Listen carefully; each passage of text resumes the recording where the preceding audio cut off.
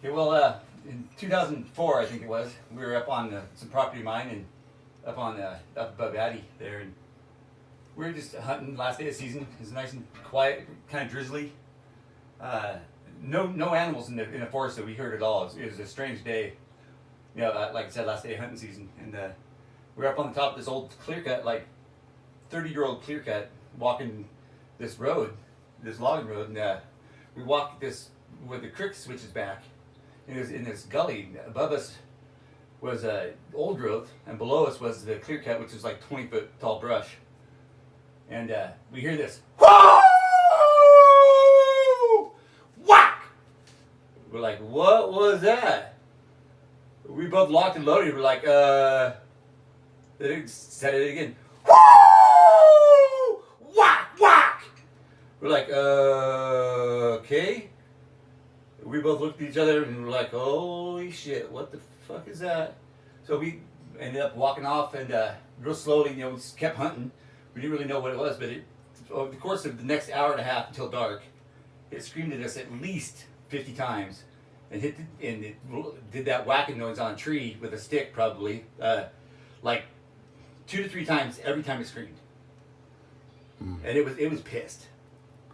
Whatever it was pissed. And when the scream started, you could hear its lungs fill before the report started. Like it was that close to us. My buddy took it to the grave. He never told a soul. He's passed away now, rest in peace. But I told everybody. Everybody thought I was nuts, but I didn't care because I know what happened and I know it was real, and it was the strangest thing ever. The kicker was the very next day, we were at my house here in town and watching the Discovery Channel, and here's a scientist from the coast out in the woods making the same noise and smacking a stick on a tree, the same exact thing that we heard 20 miles away from everybody out in the woods where nobody had permission because it was private land. So it wasn't somebody playing a prank on us because we didn't know what the heck it was till the next day. And it kind of, my buddy, we were both sitting there drinking beers, and he got up, didn't say a word to me or anybody else. He got up and just left. And that was not like him. He'd stay till the last beer was gone and then some, Yeah. And so, it was crazy. So then you saw something on TV where they found some tracks. Oh, yeah. Okay, so in 2015, I was building logging roads out on the Caldwell Indian Res. And we were 20 miles up this mountain building this logging road. It was behind a gate, so we were the only ones that had access.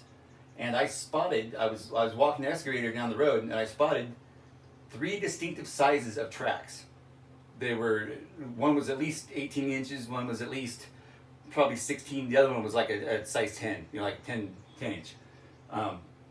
While they were walking down the edge of the road, you would see them stop, turn, and then the small set would disappear. And then there'd only be 2 sets for a while.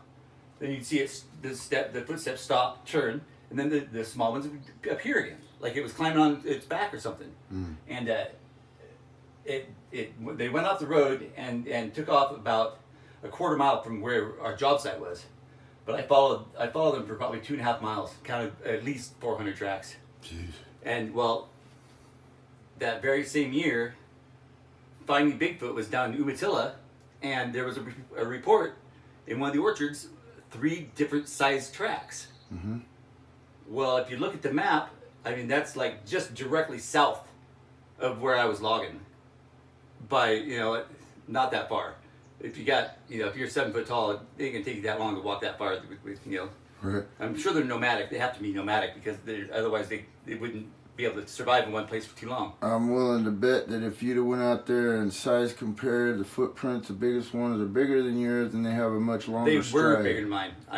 Absolutely bigger than mine, and they were about 6 inches wide, at least at the toe. I mean, it was a big print, and the thing was it was on the freshly made road where there was nobody up there, and this was August, so it gets cold at night, and there's nobody going to be up 20 miles up on top of the mountain walking barefoot with that big of feet behind a locked gate that it has restricted access. Right. I mean, it seemed obvious to me what it was, and considering that I got hired onto that job because a Bigfoot chased away the entire crew, threw great big rocks at it, at the crew, in the middle of the night from 2 different directions, in the forest, not in front of the road, but in the forest. Huge big old rocks. Yeah, that guy's whole crew quit, and then so he hired me, and I took the place of like 3 guys. That seems to happen anytime there's fresh logging. They were going through a waterway. Every single time we messed with a waterway, and even me and my buddy were walking around that creek bend, the bend in the road where the creek was. We were next to its water source, and it was really mad. Yeah. Didn't want us there at all. Right. And it was sketchy. All right. Well, thank you very much. Yeah.